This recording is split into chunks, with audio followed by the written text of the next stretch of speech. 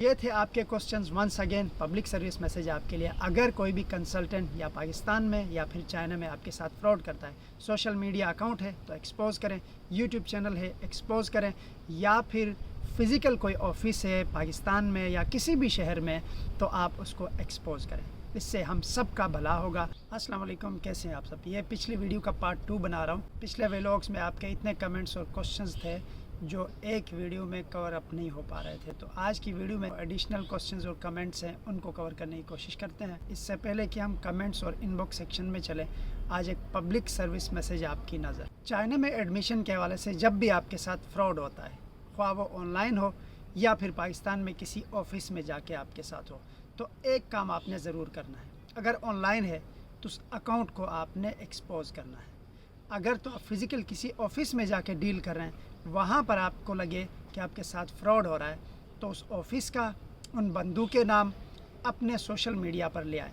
आज का दौर ऐसा है कि हर बंदे के पास सोशल मीडिया है, हर बंदा अपनी बिसात के मुताबिक आवाज़ उठा सकता है। मैं अपनी हर वीडियो में ये बात आपको बताता हूँ, आज की वीडियो में आपको फिर दोहराता हूँ कि आपने चाइना में अगर स्कॉलरशिप अवेल करना है तो किसी भी कंसल्टेंट के पास मत जाएं, भले वो ऑनलाइन हो या फिर पाकिस्तान में ऑफिस हो। चाइना की जितनी भी यूनिवर्सिटीज़ हैं जो आपको स्कॉलरशिप ऑफ़र करती हैं, उनका ऑनलाइन प्लेटफॉर्म है, चाइनीज़ में है या तो इंग्लिश में है। अगर तो चाइनीज़ में है तो आप उसको ट्रांसलेट भी कर सकते हैं। मोस्टली यूनिवर्सिटीज़ का जो पोर्टल है वो इंग्लिश में ही है। CSC की वेबसाइट आप विज़िट करें, वहाँ पर मोर देन 200 यूनिवर्सिटीज़ हैं जो आपको फुली फंडेड स्कॉलरशिप ऑफ़र करती हैं। इसके अलावा यूनिवर्सिटी के अपने पोर्टल्स हैं, वहाँ पर जाएं, वहाँ पर CSC स्कॉलरशिप है, प्रेसिडेंशियल है, प्रोविंशियल स्कॉलरशिप्स हैं, यूनिवर्सिटी के अपने डिफरेंट स्कॉलरशिप्स हैं। बेतहाशा ऐसे स्कॉलरशिप्स हैं जिनको आप ऑनलाइन थोड़ी सी मेहनत करने के बाद अवेल कर सकते हैं। तो ये था आज का पब्लिक सर्विस मैसेज। अब चलते हैं आपके क्वेश्चंस की तरफ। जो पिछले क्वेश्चंस मैंने रिस्पॉन्ड किए थे वो मोस्टली WeChat अकाउंट से थे।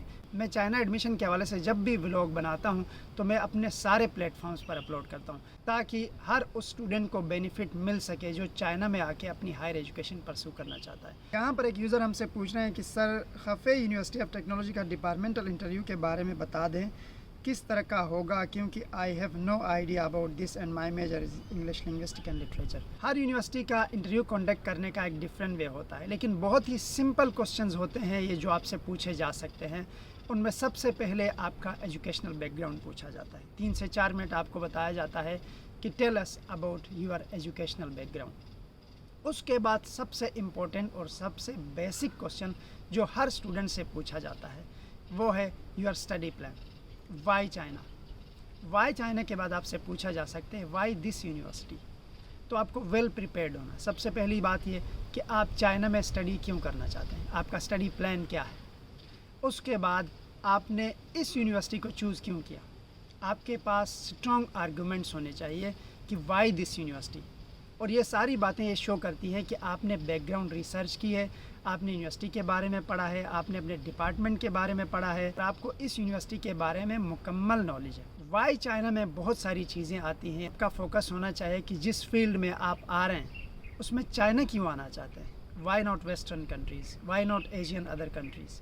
तो आपके पास स्ट्रॉन्ग आर्गूमेंट्स होने चाहिए कि मैं डिफरेंट एशियन कंट्रीज़ को छोड़ के, यूरोपियन कंट्रीज़ को छोड़ के चाइना में इस यूनिवर्सिटी को क्यों चूज़ कर रहा हूँ। सबसे पहले चाइना कंट्री के बारे में क्यों चूज़ कर रहा हूँ, फिर इस यूनिवर्सिटी को क्यों चूज़ कर रहा हूँ। ये मैं अपना एक्सपीरियंस बता रहा हूँ, और जो हमारी यूनिवर्सिटी कंडक्ट करती है इंटरव्यूज़ इंटरनेशनल स्टूडेंट्स के, तो उनमें ये बेसिक 3 क्वेश्चंस होते हैं। Number 1 your educational background, number 2 study plan, number 3 why China and why this university. Sir, bachelor के हवाले से गाइड कर दें। अगर बैचलर के स्कॉलरशिप की बात की जाए तो कंपैरेटिवली मास्टर्स और PhD से बैचलर का स्कॉलरशिप अवेल करना थोड़ा सा टफ है। PhD और मास्टर्स में ये होता है कि आपको सुपरवाइज़र एक्सेप्टेंस लेटर देता है, और इसकी बेस पे यूनिवर्सिटी को पता होता है कि सुपरवाइज़र ने इस स्टूडेंट को जज किया है, असेसमेंट की है, एजुकेशनल बैकग्राउंड सारा देखा है, तो अब इसकी फ़र्दर जो इन्वेस्टिगेशन है उसकी ज़रूरत नहीं। लेकिन जब बैचलर की बात आती है तो ये काफ़ी टफ़ होता है।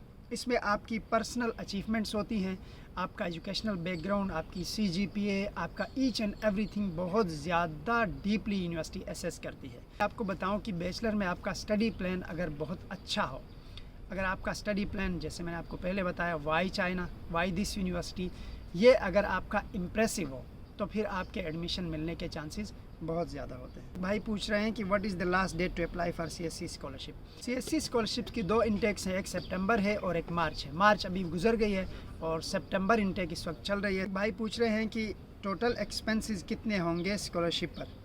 स्कॉलरशिप पर आपका कोई एक्सपेंस नहीं है, आप ऑनलाइन अपने कंट्री में बैठ के करते हैं, आपकी डॉक्यूमेंटेशन है, आपने पोर्टल बनाना है। और कुछ यूनिवर्सिटीज़ की अपनी एक फ़ी है स्पेसिफ़िक, लेकिन CSC की कोई फ़ी नहीं है। कुछ यूनिवर्सिटीज़ के पोर्टल पर स्पेसिफ़िक फ़ी मेंशन है, लेकिन CSC स्कॉलरशिप की कोई फ़ी नहीं है। आप डायरेक्टली CSC के पोर्टल पर जाकर वहाँ पर अप्लाई कर सकते हैं। और अगर आप प्रेसिडेंशियल या फिर यूनिवर्सिटी स्कॉलरशिप में आएंगे तो वहाँ पर कुछ यूनिवर्सिटीज़ की है। मेजॉरिटी यूनिवर्सिटीज़ ऐसी हैं जहाँ पर कोई भी आपकी फ़ी नहीं है, कोई भी आपका एक्सपेंस नहीं आता। आप ऑनलाइन सिर्फ अपने सारे एजुकेशनल डॉक्यूमेंट्स उनको प्रोवाइड करते हैं, पोर्टल बनाते हैं, उसके बाद वहीं पर आपको रिस्पांस आता है। एट द एंड वहीं पर आपको JW, आपका वीज़ा फॉर्म, सारी चीज़ें आपको वहीं पर मिल जाती हैं। और अगर आपका CSC स्कॉलरशिप है तो आपका एयर फेयर कवर्ड होता है। आप पहले आ जाते हैं यूनिवर्सिटी में एंटर करने के बाद फिर आपको वो टिकट रीइम्बर्स हो जाता है। एक भाई पूछ रहे हैं कि सर वो कौन सी यूनिवर्सिटीज़ हैं जिनको डायरेक्ट ईमेल कर सकते हैं, स्टूडेंट्स काइंडली नेम्स बता दें। देखें, ईमेल तो हर यूनिवर्सिटी को आप कर सकते हैं, उनकी ऑफिशियल एक ईमेल होती है, वहाँ पर आप ईमेल कर सकते हैं। एडमिशन के हवाले से सिर्फ ईमेल बिल्कुल भी बेनिफिशियल नहीं है। हर यूनिवर्सिटी का स्टूडेंट पोर्टल है, वहाँ पर जाके आपको पहले रजिस्टर्ड होना है।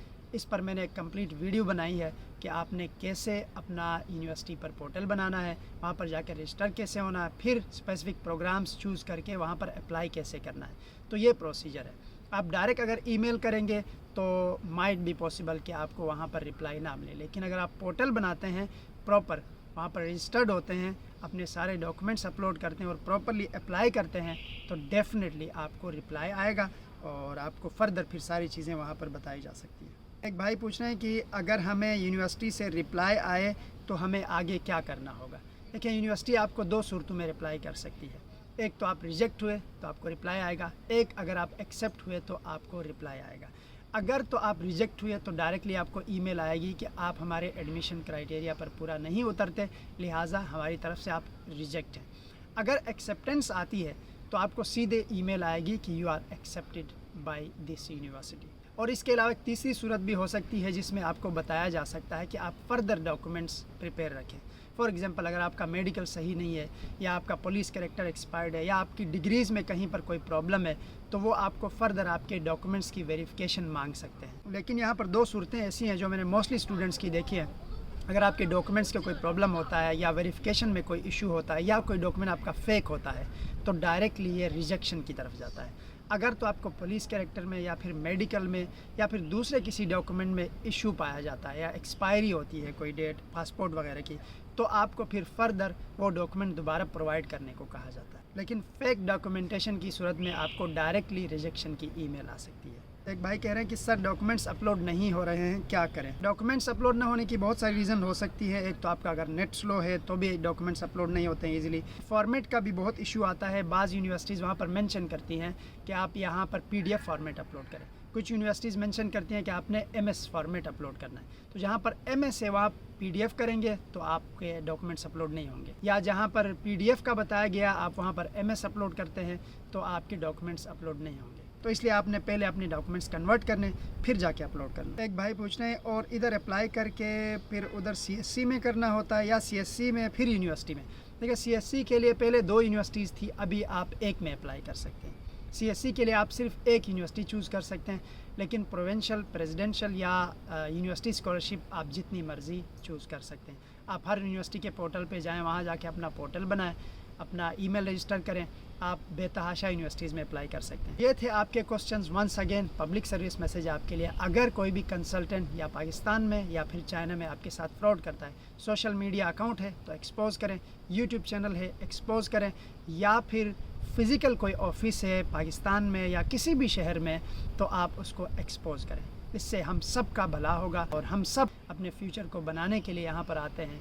तो कुछ ग्रोह ऐसे हैं जो हमसे हमारा फ्यूचर छीन रहे हैं। ये सिर्फ हमारे साथ फ्रॉड नहीं होता बल्कि हमसे हमारा फ्यूचर छीना जाता है। तो इन सब के ख़िलाफ़ जब हम एक होकर आवाज़ उठाएंगे तो ये ज़रूर एक्सपोज होंगे। आज की वीडियो में इतना ही। मिलते हैं अगली वीडियो में, तब तक के लिए अल्लाह हाफ़िज़।